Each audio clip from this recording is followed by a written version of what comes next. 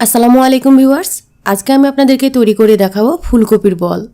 ফুলকপির এই বলের বিশেষত্ব হচ্ছে এটা আমি ভিতরে দারুণ মজার কিছু মশলা আর সবজি দিয়ে তৈরি করেছি। ওপরের অংশটা যেমন ক্রিস্পি এবং ভিতরে একেবারে সফট থাকার কারণে এটা আপনারা গরম গরম ভাতের সাথে যেমন পরিবেশন করতে পারবেন আর চায়ের সাথেও ফ্যামিলি মেম্বার নিয়ে মজা করে খেতে পারবেন। যেহেতু এখন ফুলকপি মার্কেটে অ্যাভেলেবল পাওয়া যাচ্ছে, তাই আপনারা তরকারি রান্না করে শুধু না খেয়ে যদি অন্যভাবে খেতে পারেন, সেই জন্য আমার আজকের আয়োজন। আশা করছি খুব ভালো লাগবে ভিডিওটি আর কাজে লাগবে। তো চলুন শুরু করি। ফুলকপির এই বল তৈরি করার জন্য আমি এখানে মিডিয়াম সাইজের একটা ফুলকপি নিয়েছি আর এটাকে কিভাবে কেটে নেব সেটা দেখিয়ে দেব। প্রথমে ফুলগুলোকে আলাদা করে নিতে হবে নিচের অংশটা ফেলে দিয়ে, আর ধুয়ে নিতে হবে। এরপরে সবজি গ্রেট করার এই গ্রেটারের মোটা অংশ দিয়ে আমি এটাকে গ্রেট করে নিচ্ছি।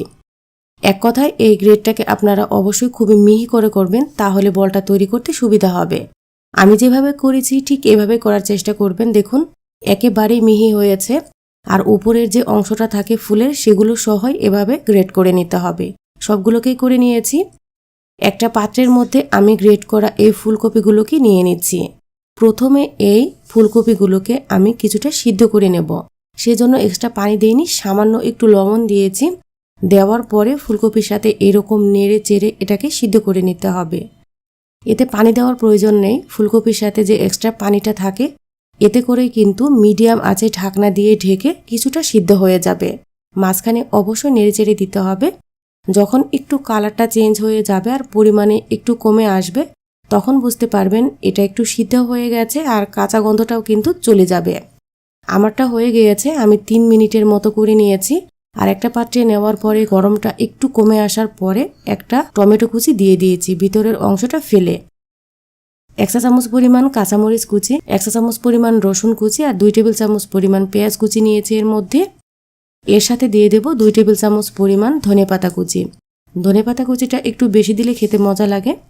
1 চা চামচ পরিমাণ আদা রসুন বাটা এর সাথে দিয়ে দিচ্ছি। স্বাদ মতো লবণটা দিয়ে দিতে হবে। সিদ্ধ করার সময় একটু লবণ দিয়েছি, সেই অনুযায়ী দিবেন। 1 চা চামচ পরিমাণ চাট মশলা দিচ্ছি।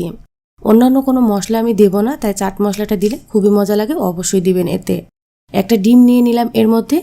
ডিমটা নেওয়ার পরে সকল উপকরণকে হাত দিয়ে ভালোভাবে মিক্স করে নিতে হবে।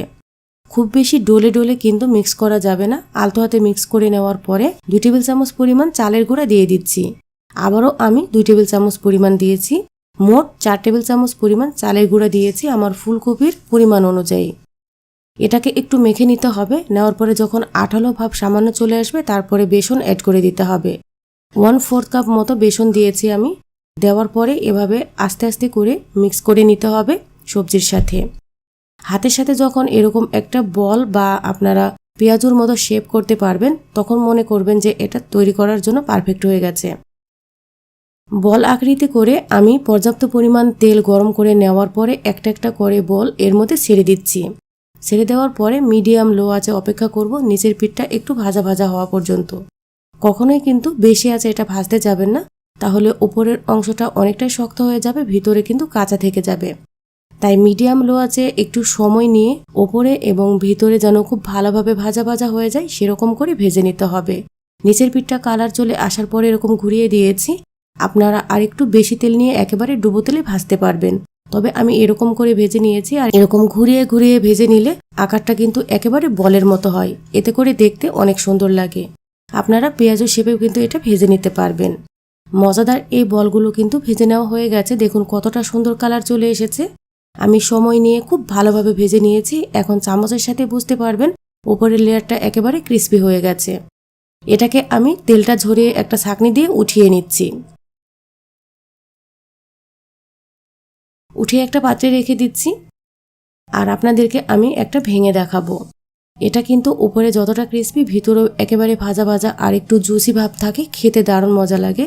দেখুন ভিতরেও দারুণ সুন্দরভাবে খাওয়ার জন্য একেবারে রেডি হয়ে গেছে। আপনারা বিকেলে চায়ের সাথে এটাকে সার্ভ করতে পারবেন বা গরম ভাতের সাথে খেতেও দারুণ মজা লাগে। আশা করি ফুলকপির এই রেসিপি আপনাদের কাছে খুবই ভালো লেগেছে আর কাজেও লাগবে।